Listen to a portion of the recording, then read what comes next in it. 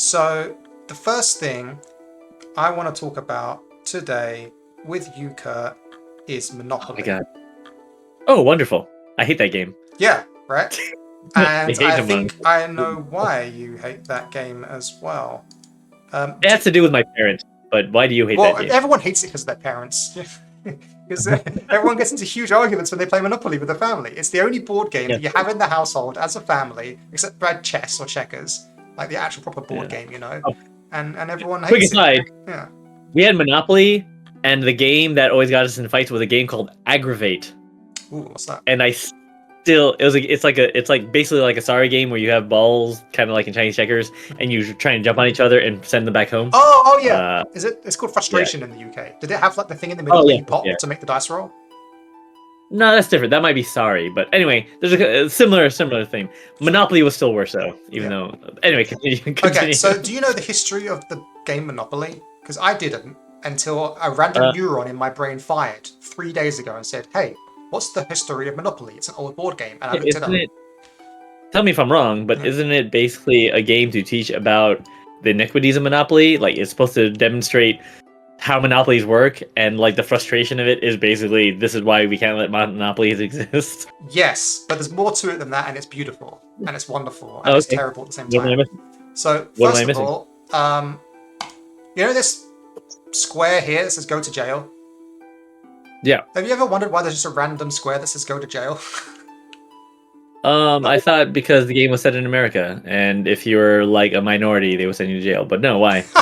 So I didn't think of that because I don't know, I grew up in the UK and there was less I don't know, emphasis on that kind of thing. So that's a really good point. Yeah, maybe, but that's not why. But it's pretty close to that.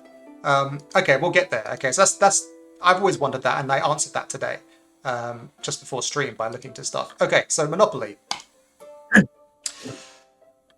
was designed by this fellow, Charles Darrow, in America. Ooh, Charles.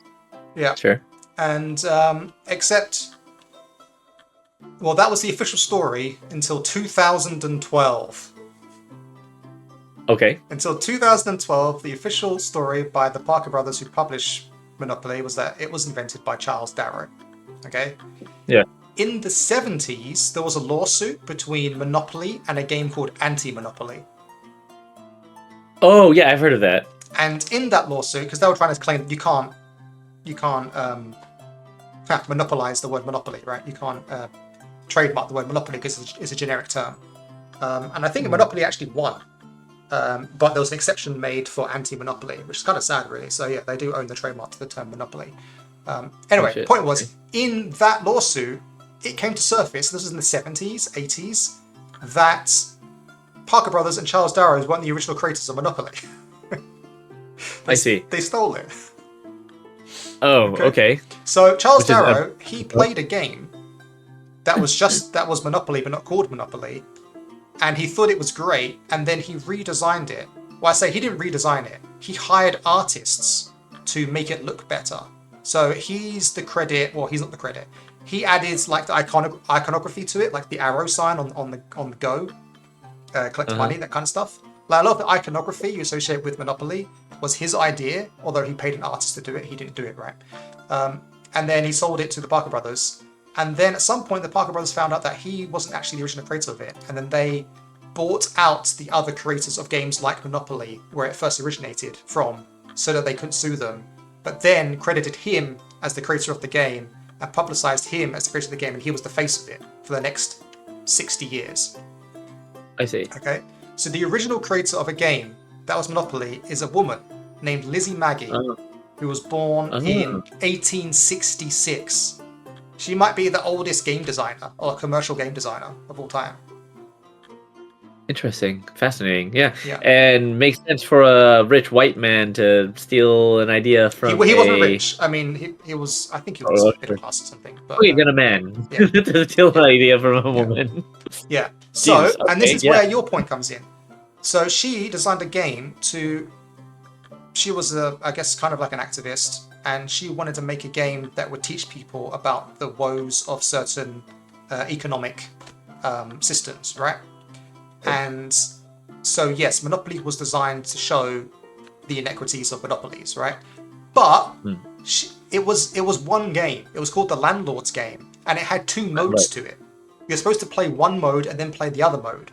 One mode was called Monopoly, and the other mode was called Prosperity. Oh, right. I see. And so go on. Sorry. No, I've heard of that. So it's like like an idealized version of what we should do as a community to have better. Yeah. In Prosperity, the players win when the person who starts with the lowest amount of money has the same amount of money as the person who has the most amount of money. Something like that. Are you telling me? Yeah. Are you telling me that we should remake Prosperity and credit Elizabeth J. Maggie Phillips? Possibly. It might have already been done. I haven't done enough research into it yet. But I think it's interesting that A, she made a game that has two modes in it to show the contrast between two different systems, right? And then B, only the cutthroat horrible version was the one that took off. And the other version didn't. I mean, part of that could be the atmosphere of the time, right? Like, basically when it's coming up, anti-Marxist sentiment and all that stuff might be I mean, like, what? Yeah. When did the Parker brothers buy it? In the 30s, right? Yeah, I think the 30s, 40s. Although, why would that? That's crazy, though. Like, oh, maybe because of anti-communist. Well, no. So Charles Darrow only sold them Monopoly. He wasn't interested in the other. He either hadn't played the other version or wasn't interested in the other version. Interesting. I think it's likely that he only played the other version because once the game, she patented the game idea back in like 1906 or something crazy like that. And then like copies of it. Once people played it, people started making copies of it essentially, even though they weren't supposed to. And he probably played a copy of it. But then Parker Rose claimed that he was the original author. Yeah. So that then brings us on to here's her original design from 1906. Well, this is that's Monopoly. It's Monopoly, yeah. And now here is the go to jail card that never made sense to me. No trespassing, go to jail. Oh, I see. So it's critical. It's critical of the rich. Yeah, it's land ownership. Yeah, it's Lord Blueblood, London, England, who owns this land, and you can't trespass there. If you trespass, you go to jail. That's what the go to jail card is. It's trespassing on rich lord's property. Oh, Jesus. It's, So what you're telling me is like something that became iconic just because the guy didn't have any better thing to put there. So it was like, well, this must be go to jail, and then leave out the context, and it's fine because it's game. Yeah. And then the free spot is the poorhouse or the Central Park. So this is supposed to show you, the public goods, public spaces. Right. Yeah. Right. What are the boardwalk? What's the boardwalk? What's the equivalent of boardwalk in Park Place? Like the rich spots. Broadway, Madison Square, Fifth Avenue, Grand Boulevard, Wall Street. Oh, is it Wall Street? Yeah. Oh, yeah. I'm looking for where. Oh, there it is on the right side. Yeah. I see. Jesus, yeah. And the fact that it's Wall Street is way more critical too, right? Like he's like, oh, we can't be that. I don't know. I think it might have been a lot of people based it on where they were, so that might be it. But it goes even better. Are you ready for this? You're not ready for this, but I might not be. No. So this is her idea. This was her game. This was her board game, right? But it's not all her. She was inspired by earlier games, specifically by Native Americans in America. The layout here that she's done is inspired by a game called Zone R by the Kiowa Indians of North America. I did not know this. This is 100% new information to me. Look at this. It's Monopoly. You move around the spaces, and there's gaps in the corners. Wait. Is Prosperity the same structure as this game? I don't know if it's the same structure. I haven't read too much about it. Because that'd be really interesting too. Like, okay, do you know? What's the goal of gameplay? The game is played either by 2 players or 2 equal teams. Each side begins with half the counters, and it's all at its space 1. The balls move in opposite directions, one side clockwise, the other counterclockwise, so no, that's different. The player throws 4 stick dice and moves the all that indicate number of spaces, that's similar. And if appropriate, throws again, see table, so you can throw multiple times, that's similar. The fact that throwing is said to go around the circle counterclockwise may indicate that when playing teams, all players, blah blah blah blah blah blah. When a player lands on the space next to the creek they fall in, the side loses 1 counter. So the certain spaces have punishments, I guess. Likewise, when a player lands on the opponent's or the opponent's puts back a space and loses a counter. So if you land on enemy spaces, there's punishments too. When they complete a full circuit, they win a counter. So yeah, once you go around the whole thing, you gain points. When you land on certain spaces, you lose points, essentially. But they have moving clockwise, counterclockwise. So the gameplay element of moving around using random rolls and then having bad spots and good spots and gaining a complete circle being a reward, that's inspired by this game. Yeah. How insane is it that a Native American game, which inspired a early feminist woman, to be basically critical of certain economic systems. Yeah. Again, got co-opted and became an example of that exploitative economic system. Yep, I know. It's terribly ironic. That's insane. All right, we should cut this. We should cut this segment that we just had and turn it into a YouTube video so that people can learn about this. Yeah, that's what I thought as well. Yeah. Yeah, it's pretty interesting. Yeah. All right. So, what do we do with this information? Do we? Nothing. I was just so fascinated. It's so strange as well because I don't even know why I was thinking of Monopoly. I just every so often I think it's part of my interest in etymology. Every so often I'll think of a word and think, oh, where did that word come from?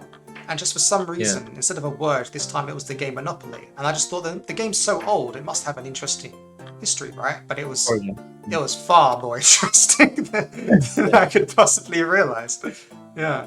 So here are two thoughts where I could go with this. Is one, I'd really like to play Prosperity or try to see if we can find a copy of Prosperity and look at it. Two, I'd also like to play Zonal somehow or make some sort of like free version and be like, hey, like see if it's interesting at all to play. Yeah. Because the thing too about these games, right, is like this looks so fundamental. Sometimes you play these old games and you're like, dude, this is way better than Monopoly. Like, what if you play Prosperity and Zonal and it turns out it's just like a way better game? Both are just way better than Monopoly. That'd be hilarious, right? Like we're just playing the worst version of the thing that it's inspired by. And wouldn't that just be very appropriate for like the Xerox of the Xerox kind of thing? Yeah, exactly. Like, what if it's like a chess type game where it's like, oh, it's like a really deep game with simple rules? I don't know. I mean, we don't know that. It could just be a simple game where you just roll dice. I must be honest. This seems like a bit of a chance game, right? I'm not sure there's much. It's probably just like a tic-tac-toe or whatever, like a whatever game. But I'm still interested in trying it at least and exploring it a little bit. So no. Thank you for going down that rabbit hole.